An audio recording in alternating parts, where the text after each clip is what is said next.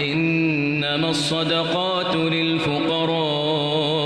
والمساكين والعاملين عليها والمؤلفة قلوبهم وفي الرقاب والغارمين وفي سبيل الله وابن السبيل فريضة من الله والله عليم حكيم.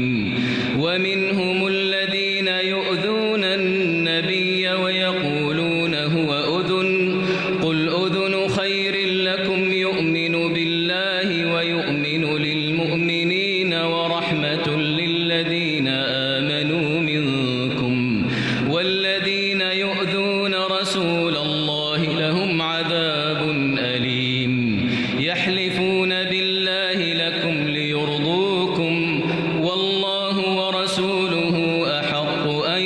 يرضوه إن كانوا مؤمنين. ألم يعلموا أنه من يحادد الله ورسوله فأن له نار جهنم خالدا فيها ذلك الخزي العظيم. يحذر المنافقون أن تنزل عليهم سورة تنبئهم بما في قلوبهم قل استهزئوا إن الله مخرج ما تحذرون. ولئن سألتهم ليقولن إنما كنا نخوض ونلعب قل أبالله وآياته ورسوله كنتم تستهزئون لا تعتذروا قد كفرتم بعد إيمانكم إن نعف عن طائفة منكم نعذب طائفة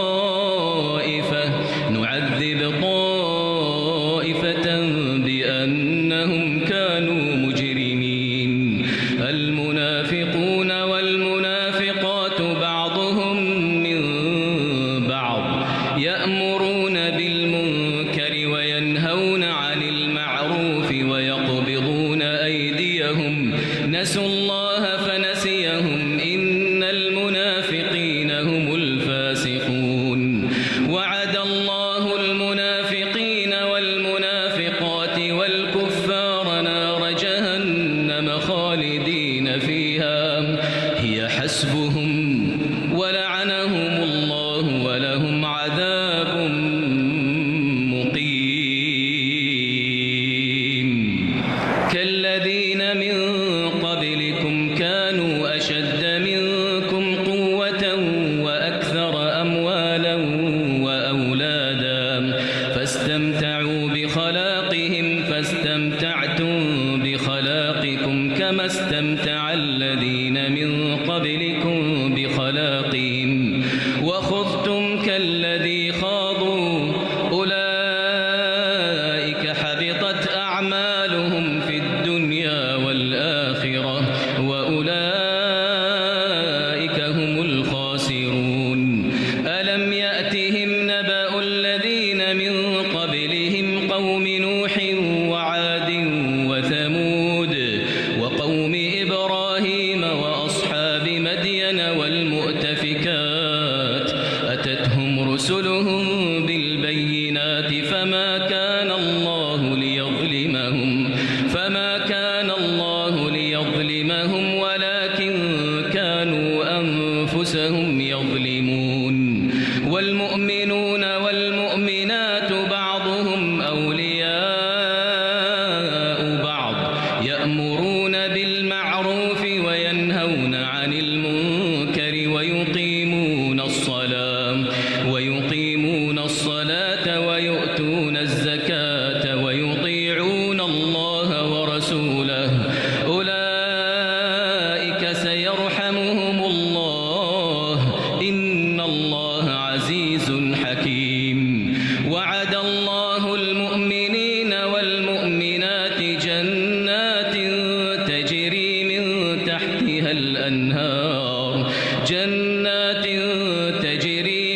تحتها الأنهار خالدين فيها ومساكن طيبة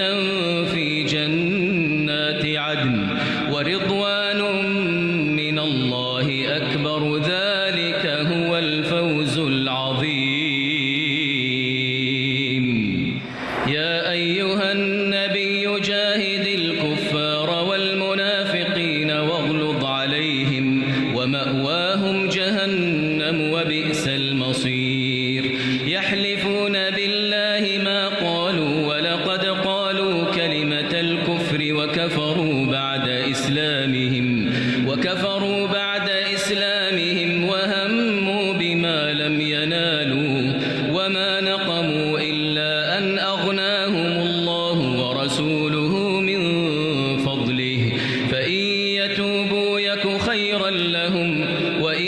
يتولوا يعذبهم الله عذابا أليما في الدنيا والآخرة وما لهم في الأرض من ولي ولا نصير. ومنهم من عاهد الله لئن آتانا من فضله لنصدقن ولنكونن من الصالحين فلما آتاهم من فضله بخلوا به وتولوا وهم معرضون فأعقبهم نفاقا في قلوبهم إلى يوم يلقونه بما أخلفوا الله ما وعدوه وبما كانوا يكذبون. ألم يعلموا أن الله يعلم سرهم ونجواهم وأن الله علام الغيوب. الذين يلمزون المطوعين من المؤمنين في الصدقات والذين لا يجدون إلا جهدهم فيسخرون منهم سخر الله منهم ولهم عذاب أليم. استغفر لهم أو لا تستغفر لهم إن تستغفر لهم 70 مرة فلن يغفر الله لهم ذلك بأنهم كفروا بالله ورسوله والله لا يهدي القوم الفاسقين. فرح المخلفون بمقعدهم خلاف رسول الله وكرهوا أن يجاهدوا بأموالهم وأنفسهم في سبيل الله وقالوا لا تنفروا في الحر قل نار جهنم أشد حرا لو كانوا يفقهون. فليضحكوا قليلا وليبكوا كثيرا جزاء بما كانوا يكسبون. فإن رجعك الله إلى طائفة منهم فاستأذنوك للخروج فقل لن تخرجوا معي أبدا ولن تقاتلوا معي عدوا إنكم رضيتم بالقعود أول مرة فاقعدوا مع الخالفين ولا تصل على أحد منهم مات أبدا ولا تقم على قبره إنهم كفروا بالله ورسوله وماتوا وهم فاسقون. ولا تعجبك أموالهم وأولادهم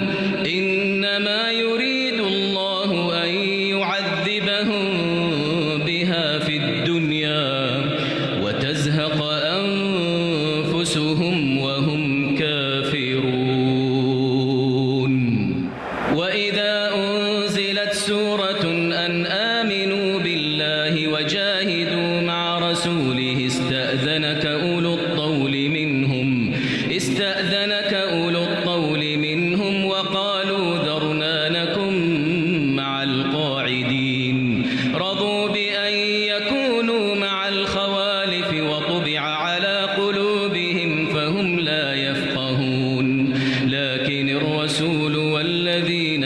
آمنوا معه جاهدوا بأموالهم وأنفسهم وأولئك لهم الخيرات وأولئك هم المفلحون. أعد الله لهم جنات تجري من تحتها الأنهار خالدين فيها، ذلك الفوز العظيم. وجاء المعذرون من الأعراب ليؤذن لهم وقعد الذين كذبوا الله ورسوله سيصيب الذين كفروا منهم عذاب أليم. ليس على الضعفاء ولا على المرضى ولا على الذين لا يجدون ما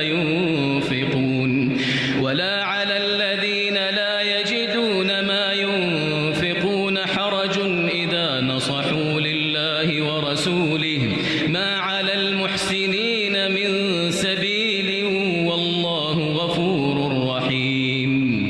ولا على الذين إذا ما أتوك لتحملهم قلت لا أجد ما أحملكم عليه تولوا وأعينهم تفيض من الدمع حزنا ألا يجدوا ما ينفقون. إنما السبيل على الذين يستأذنونك وهم أغنياء رضوا بأن يكونوا مع الخوالف وطبع الله على قلوبهم فهم لا يعلمون. يعتذرون إليكم إذا رجعتم إليهم قل لا تعتذروا لن نؤمن لكم قد نبأنا الله من أخباركم وسيرى الله عملكم ورسوله ثم تردون إلى عالم الغيب والشهادة فينبئكم بما كنتم تعملون. سيحلفون بالله لكم إذا انقلبتم إليهم لتعرضوا عنهم فأعرضوا عنهم إنهم رجس ومأواهم جهنم جزاء بما كانوا يكسبون. يحلفون لكم لترضوا عنهم فإن ترضوا عنهم فإن الله لا يرضى عن القوم الفاسقين. الأعراب أشد كفرا ونفاقا وأجدر ألا يعلموا حدود ما أنزل الله على رسوله والله عليم حكيم. ومن الأعراب من يتخذ ما ينفق مغرما ويتربص بكم الدوائر عليهم دائرة السوء والله سميع عليم. ومن الأعراب من يؤمن بالله واليوم الآخر ويتخذ ما ينفق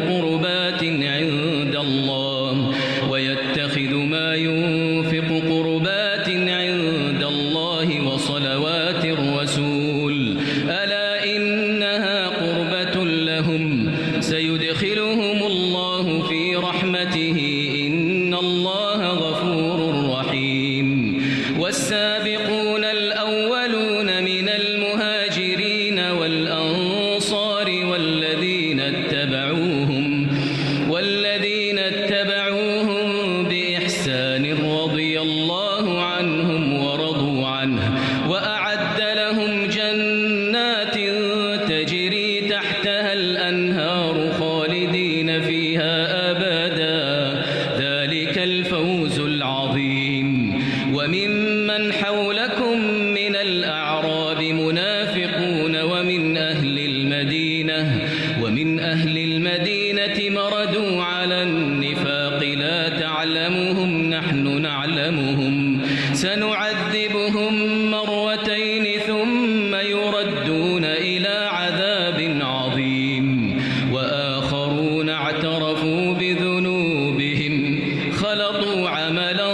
صالحا وآخر سيئا عسى الله أن يتوب عليهم إن الله غفور رحيم خذ من أموالهم صدقة تطهرهم وتزكيهم بها وصل عليهم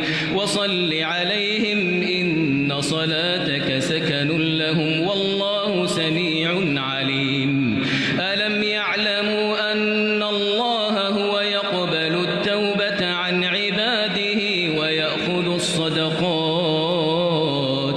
وأن الله هو التواب الرحيم وقل اعملوا فسيرى الله عملكم ورسوله والمؤمنون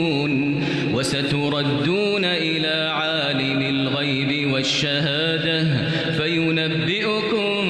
بما كنتم تعملون آخرون مرجون لأمر الله إما يعذبهم وإما يتوب عليهم والله عليم حكيم والذين اتخذوا مسجدا ضرارا وكفرا وتفريقا بين المؤمنين وإرصادا لمن حارب الله ورسوله من قبل وليحلفن إن أردنا إلا الحسنى والله يشهد إنهم لكاذبون لا تقم فيه أبدا لمسجد أسس على التقوى من أول يوم أحق أن تقوم فيه رجال يحبون أن يتطهروا والله يحب المطهرين أفمن أسس بنيانه على تقوى من الله ورضوان خير أم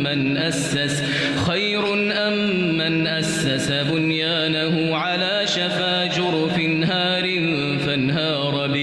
فانهار به في نار جهنم والله لا يهدي القوم الظالمين لا يزال بنيانهم الذي بنوا ريبة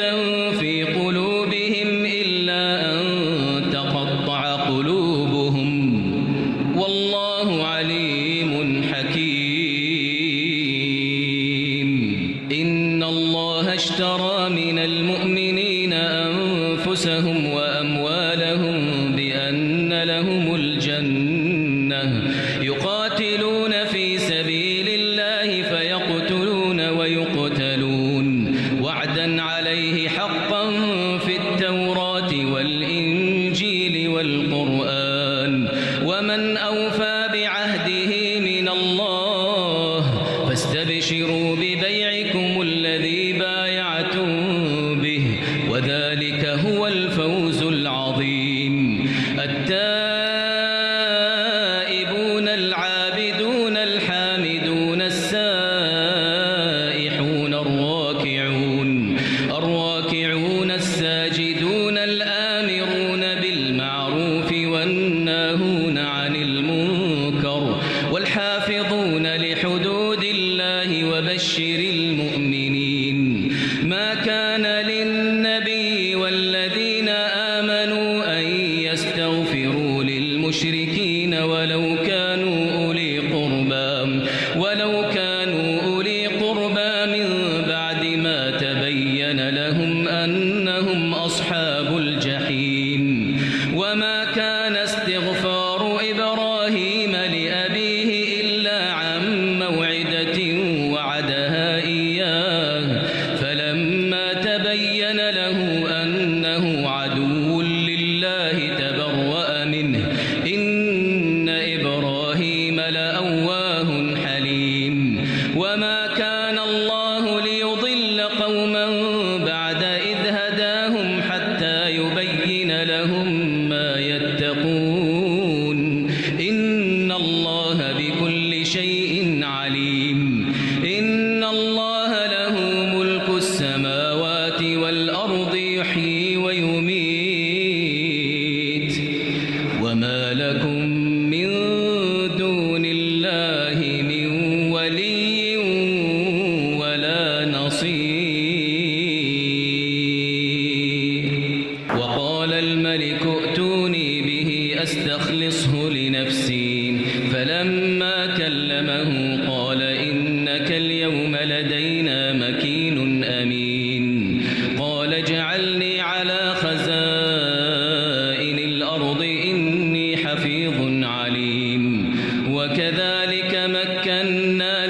يوسف في الأرض يتبوأ منها حيث يشاء نصيب برحمتنا من نشاء ولا نضيع أجر المحسنين ولأجر الآخرة خير للذين آمنوا وكانوا يتقون. وجاء إخوة يوسف فدخلوا عليه فعرفهم وهم له منكرون. ولما جهزهم بجهازهم قال ائتوني بأخ لكم من أبيكم ألا ترون أني أوفي الكيل وأنا خير المنزلين فإن لم تأتوني به فلا كيل لكم عندي ولا تقربون. قالوا سنراود عنه أباه وإنا لفاعلون. وقال لفتيانه اجعلوا بضاعتهم في رحالهم لعلهم يعرفونها إذا انقلبوا إلى أهلهم لعلهم يرجعون. فلما رجعوا إلى أبيهم قالوا يا أبانا منع منا الكيل فأرسل معنا أخانا نكتل وإنا له لحافظون. قال هل آمنكم عليه إلا كما أمنتكم على أخيه من قبل فالله خير حافظا وهو أرحم الراحمين. ولما فتحوا متاعهم وجدوا بضاعتهم ردت إليهم قالوا يا أبانا ما نبغي هذه بضاعتنا ردت إلينا ونمير أهلنا ونحفظ أخانا ونزداد كيل بعير ذلك كيل يسير. قال لن أرسله معكم حتى تؤتون موثقا من الله لتأتونني به إلا أن يحاط بكم. فلما آتوه موثقهم قال الله على ما نقول وكيل. وقال يا بني لا تدخلوا من باب واحد وادخلوا من أبواب متفرقة وما أغني عنكم من الله من شيء إن الحكم إلا لله عليه توكلت وعليه فليتوكل المتوكلون. ولما دخلوا من حيث أمرهم أبوهم ما كان يغني عنهم من الله من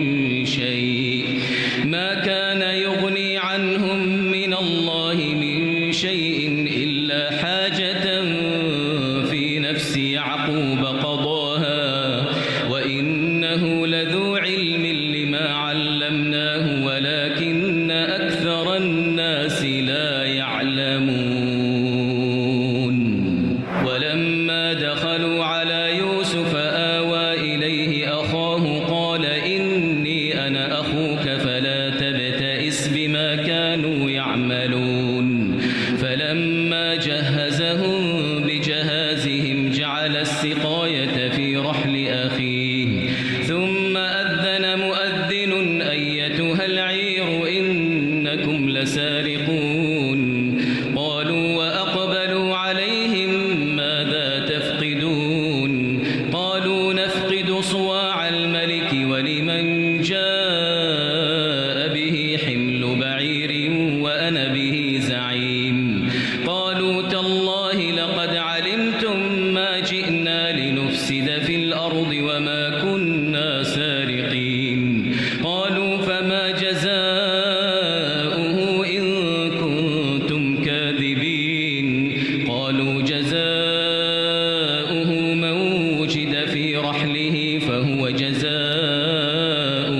كذلك نجزي الظالمين. فبدأ بأوعيتهم قبل وعاء أخيه ثم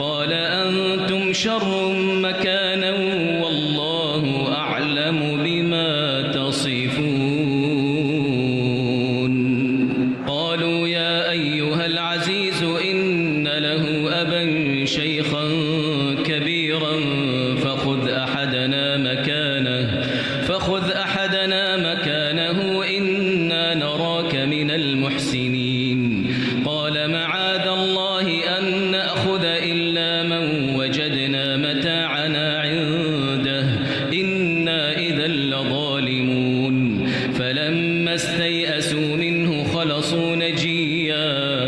قال كبيرهم ألم تعلموا أن أباكم قد أخذ عليكم موثقا من الله ومن قبل ما فرطتم في يوسف فلن أبرح الأرض حتى يأذن لي أبي أو يحكم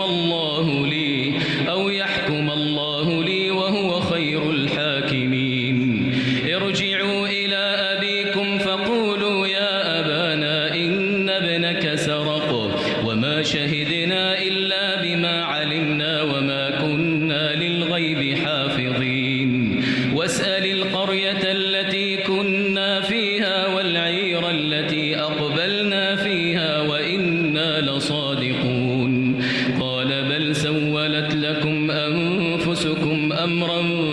فصبر جميل عسى الله أن يأتيني بهم جميعا إنه هو العليم الحكيم وتولى عنهم وقال يا أسفا على يوسف وابيضت عيناه من الحزن فهو كظيم قالوا تالله تفتأ تذكر يوسف حتى تكون حرضا أو تكون من الهالكين قال إنما أشكو بثي وحزني إلى الله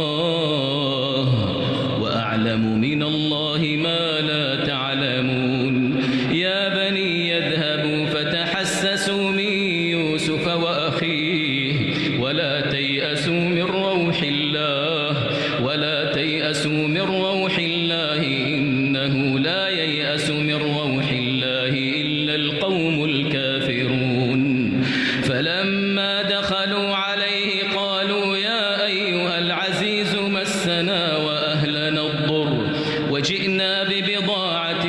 مزجاة فأوف لنا الكيل وتصدق علينا إن الله يجزي المتصدقين قال هل علمتم ما فعلتم بيوسف وأخيه إذ أنتم جاهلون قالوا أئنك لأنت يوسف قال أنا يوسف وهذا أخي قد من الله علينا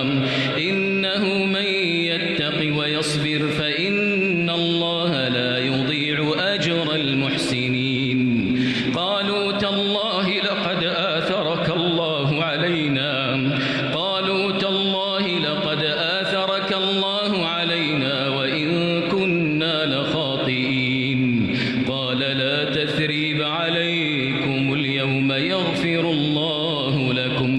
يغفر الله لكم وهو أرحم الراحمين اذهبوا بقميصي هذا فألقوه على وجه أبي يأت بصيرا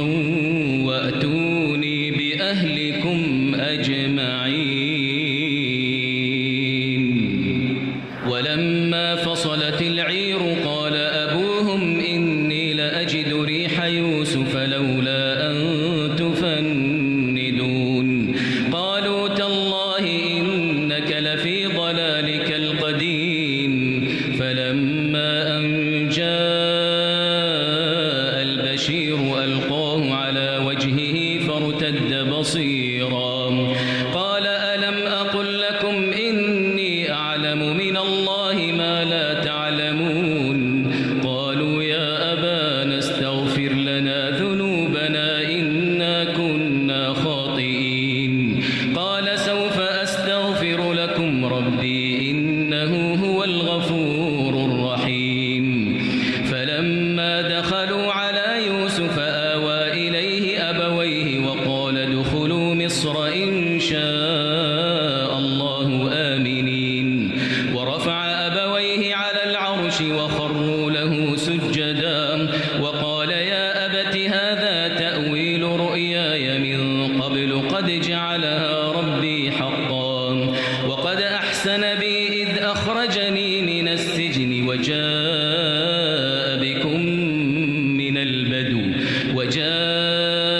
بكم من البدو من بعد أن نزغ الشيطان بيني وبين إخوتي إن ربي لطيف لما يشاء إنه هو العليم الحكيم رب قد آتيتني من الملك وعلمتني من تأويل الأحاديث فاطر السماوات والأرض أنت وليي في الدنيا والآخرة توفني مسلما وألحقني بالصالحين ذلك من أنباء الغيب نوحيه إليك وما كنت لديهم إذ أجمعوا أمرهم وهم يمكرون وما أكثر الناس ولو حرصت بمؤمنين وما تسألهم عليه من أجر إن هو إلا ذكر للعالمين وكأي من آية في السماوات والأرض يمرون عليها وهم عنها معرضون وما يؤمن أكثرهم بالله إلا وهم مشركون أفأمنوا أن تأتيهم غاشية من عذاب الله أو تأتيهم الساعة بغتة وهم لا يشعرون قل هذه سبيلي أدعو إلى الله على بصيرة أنا ومن اتبعني وسبحان الله وما أنا من المشركين وما أرسلنا من قبلك إلا رجالا نوحي إليهم من أهل القرى أفلم يسيروا في الأرض فينظروا كيف كان عاقبة الذين من قبلهم ولدار الآخرة خير للذين اتقوا أفلا تعقلون حتى إذا استيأس الرسل وظنوا أنهم قد كذبوا جاءهم نصرنا فنجي من نشاء ولا يرد بأسنا عن القوم المجرمين لقد كان في قصصهم عبرة لأولي الألباب ما كان حديثا يفترى ولكن تصديق الذي بين يديه وتفصيل كل شيء وهدى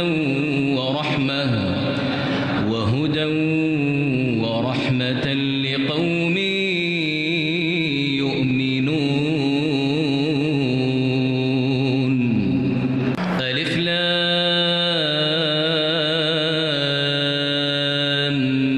ميم را تلك آيات الكتاب والذي أنزل إليك من ربك الحق ولكن أكثر الناس لا يؤمنون الله الذي رفع السماوات بغير عمد ترونها ثم استوى على العرش وسخر الشمس والقمر كل يجري لأجل مسمى يدبر الأمر يفصل الآيات لعلكم بلقاء ربكم توقنون وهو الذي مد الأرض وجعل فيها رواسي وأنهارا ومن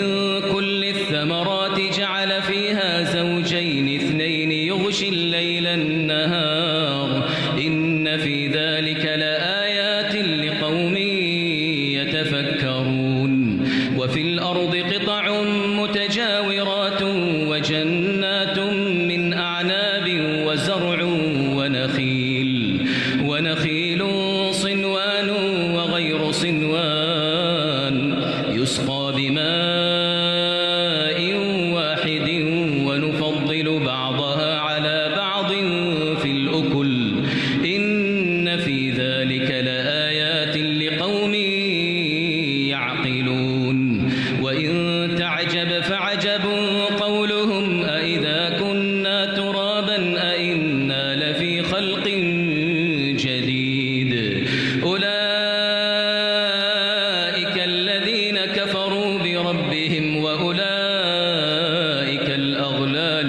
أعناقهم وأولئك أصحاب النار هم فيها خالدون ويستعجلونك بالسيئة قبل الحسنة وقد خلت من قبلهم المثلات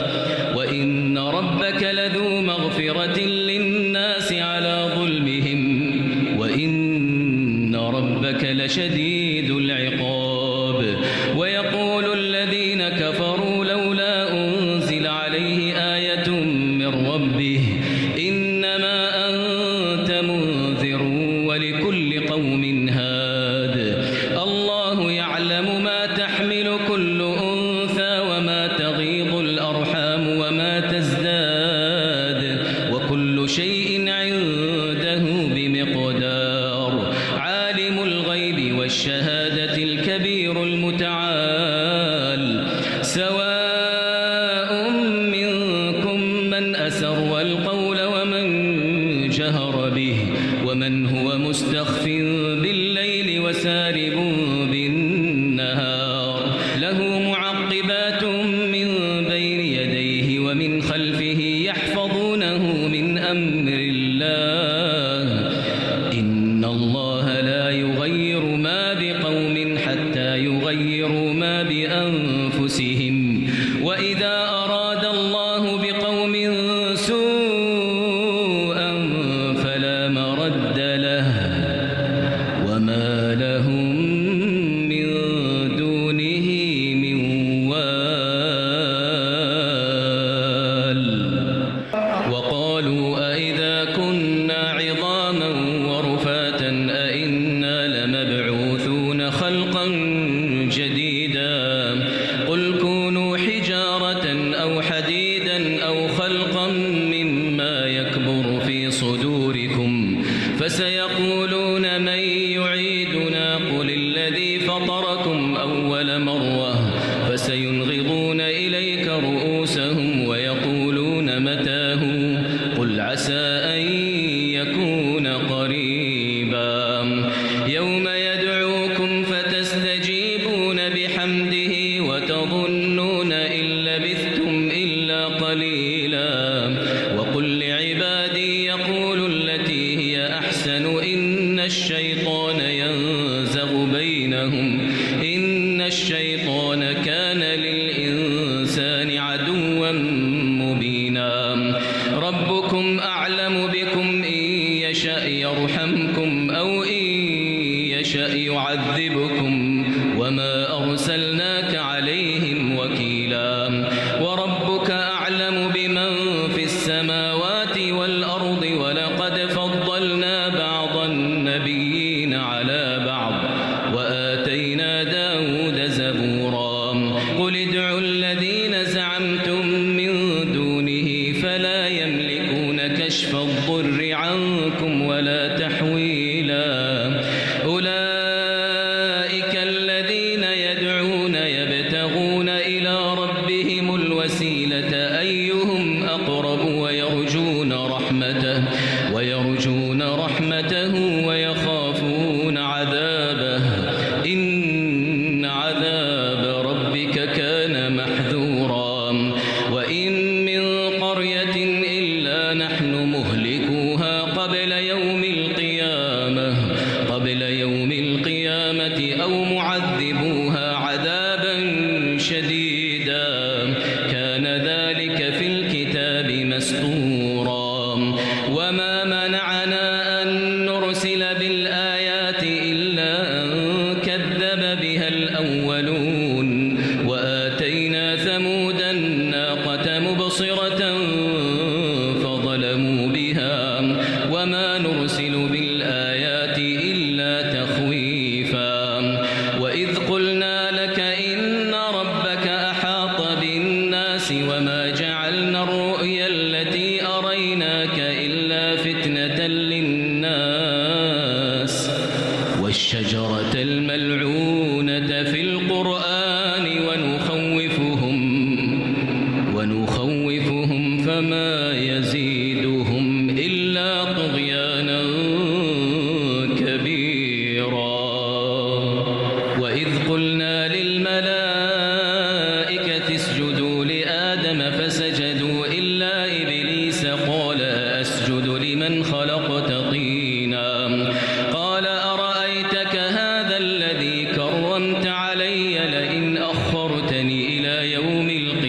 القيامة لئن أخرتني إلى يوم القيامة لأحتنكن ذريته إلا قليلا قال اذهب فمن تبعك منهم فإن جهنم جزاؤكم جزاء موفورا واستفزز من استطعت منهم بصوتك وأجلب عليهم بخيلك ورجلك وشاركهم في الأموال والأولاد وعدهم وما يعدهم الشيطان إلا غرورا إن عبادي ليس لك عليهم سلطان وكفى بربك وكيلا ربكم الذي يزجي لكم الفلك في البحر لتبتغوا من فضله إنه كان بكم رحيما وإذا مسكم الضر في البحر ضل من تدعون إلا إياه فلما نجاكم إلى البر أعرضتم وكان الإنسان كفورا أفأمنتم أن يخسف بكم جانب البر أو يرسل عليكم حاصبا ثم لا تجدوا لكم وكيلا أم أمنتم أن يعيدكم فيه تارة أخرى فيرسل عليكم قاصفا من الريح فيغرقكم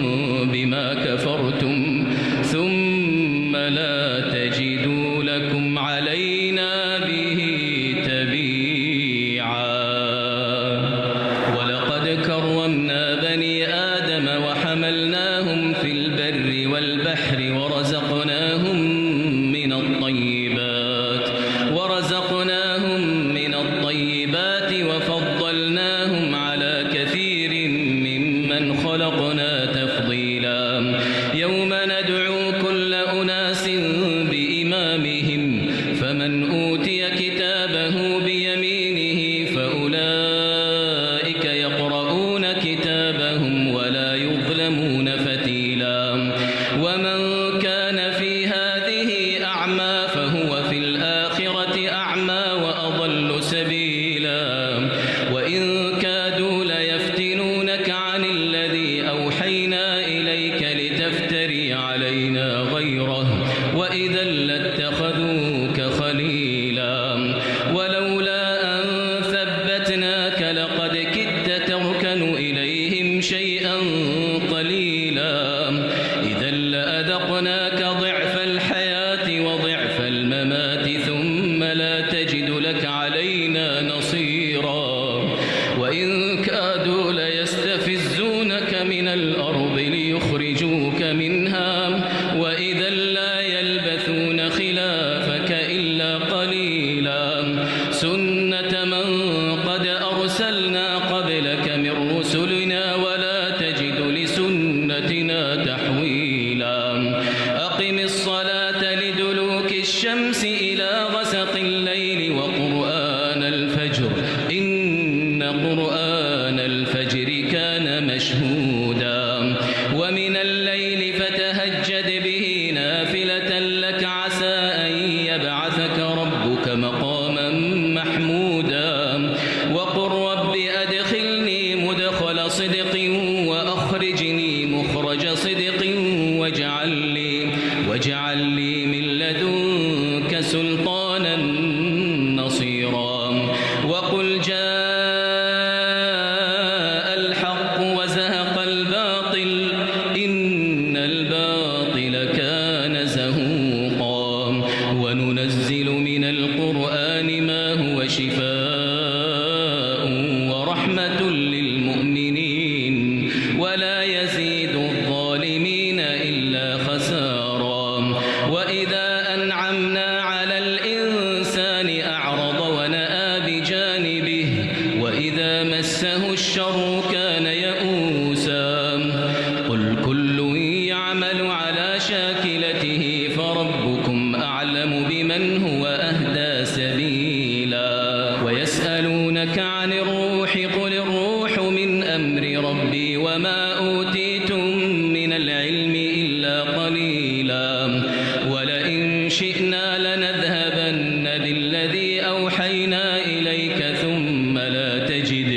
ثم لا تجد لك به علينا وكيلا إلا رحمة من ربك إن فضله كان عليك كبيرا قل لئن اجتمعت الإنس والجن على أن يأتوا بمثل هذا القرآن لا يأتون بمثله ولو كان بعضهم لبعض ظهيرا ولقد صرفنا للناس في هذا القرآن من كل مثل فأبى أكثر الناس إلا كفورا وقالوا لن نؤمن لك حتى تفجر لنا من الأرض ينبوعا أو تكون لك جنة من نخيل وعنب فتفجر الأنهار خلالها تفجيرا أو تسقط السماء كما زعمت علينا كسفا أو تأتي بالله والملائكة قبيلا أو يكون لك بيت من زخرف أو ترقى في السماء ولن نؤمن لرقيك حتى تنزل علينا كتابا نقرأه قل سبحان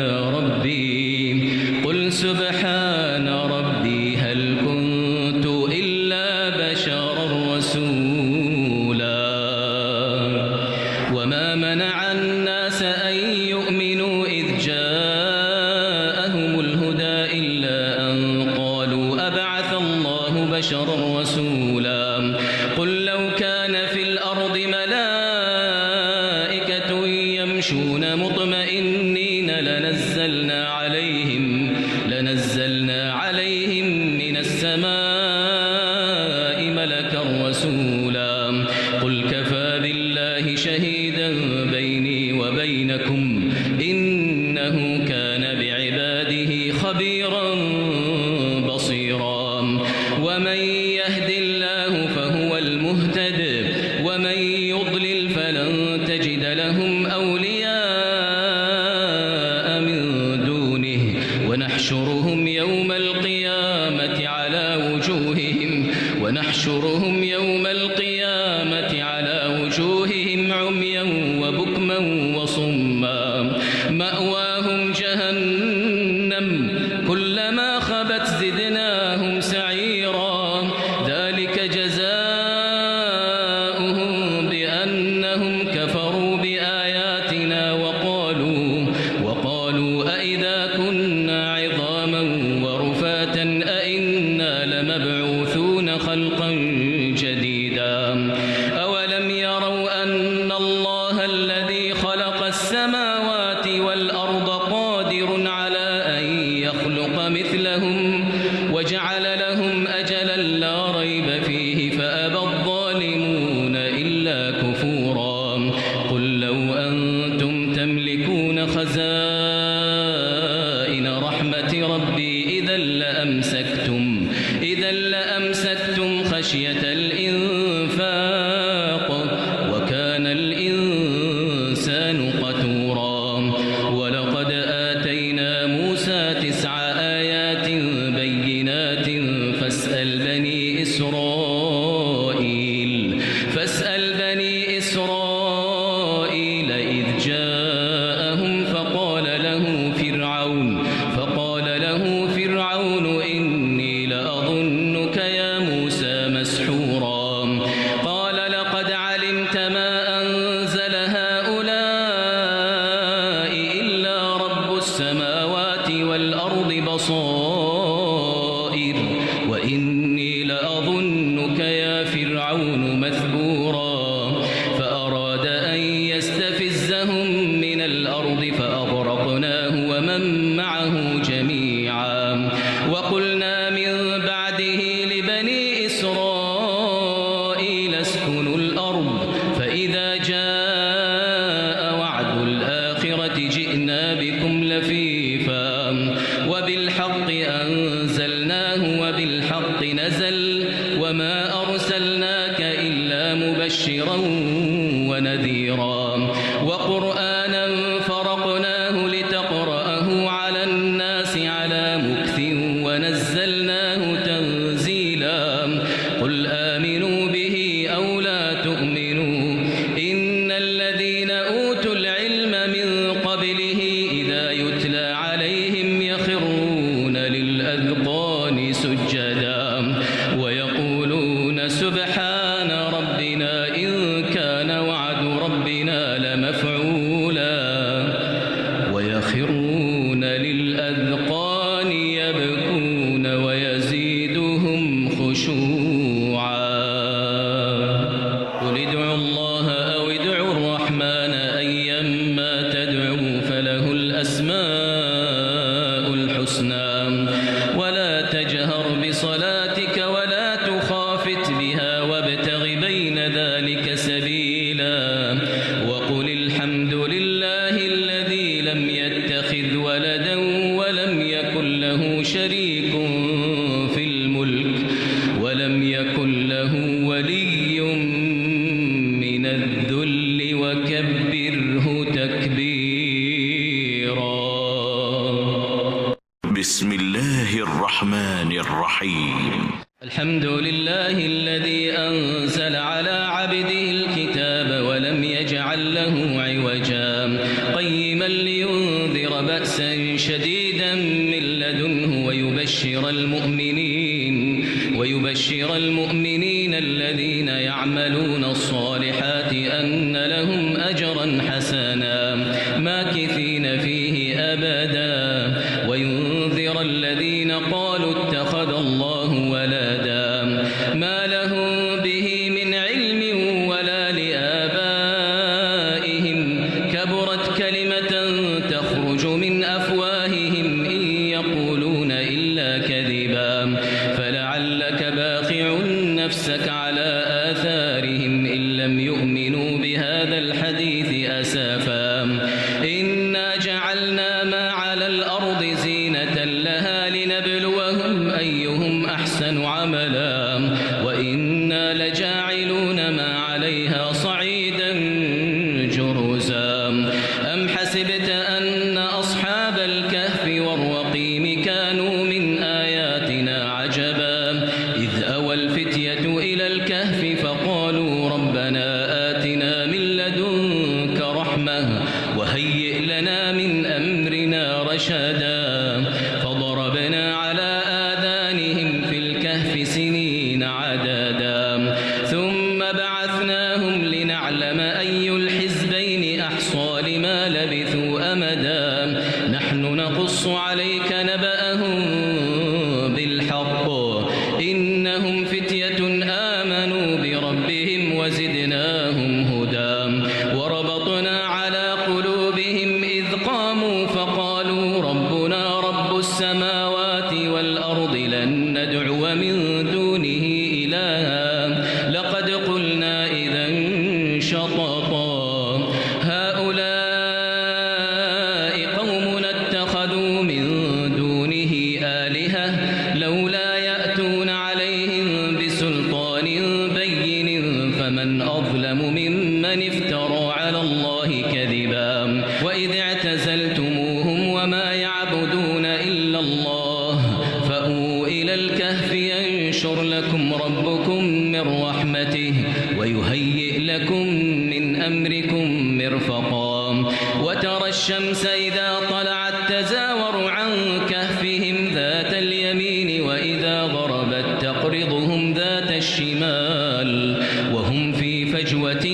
منه ذلك من آيات الله من يهد الله فهو المهتد ومن يضلل فلن تجد له وليا مرشدا وتحسبهم أيقاظا وهم رقود ونقلبهم ذات اليمين وذات الشمال وكلبهم باسط ذراعيه بالوصيد لو اطلعت عليهم لوليت من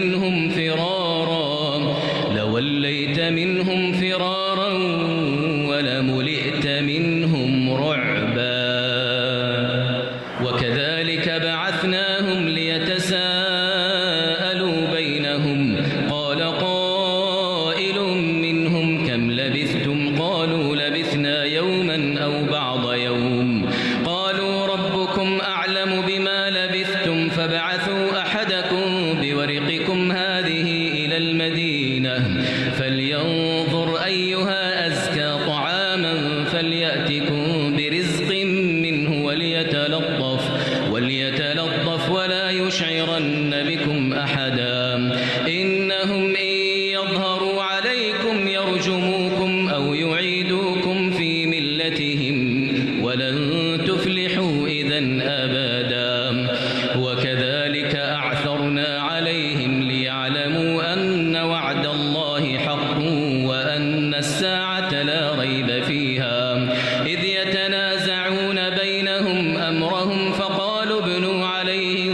بنيانا ربهم أعلم بهم قال الذين غلبوا على أمرهم لنتخذن عليهم مسجدا سيقولون ثلاثة رابعهم كلبهم ويقولون خمسة سادسهم كلبهم رجما بالغيب ويقولون 7 وثامنهم كلبهم قل ربي أعلم بعدتهم ما يعلمهم إلا قليل فلا تمار فيهم إلا مراء ظاهرا ولا تستفت فيهم منهم أحدا ولا تقولن لشيء إني فاعل ذلك غدا إلا أن يشاء الله واذكر ربك إذا نسيت وقل عسى أن يهديني ربي لأقرب من هذا رشدا ولبثوا في كهفهم 300 سنين وازدادوا 9 قل الله أعلم بما لبثوا له غيب السماوات والأرض أبصر به وأسمع ما لهم من دونه من ولي ولا يشرك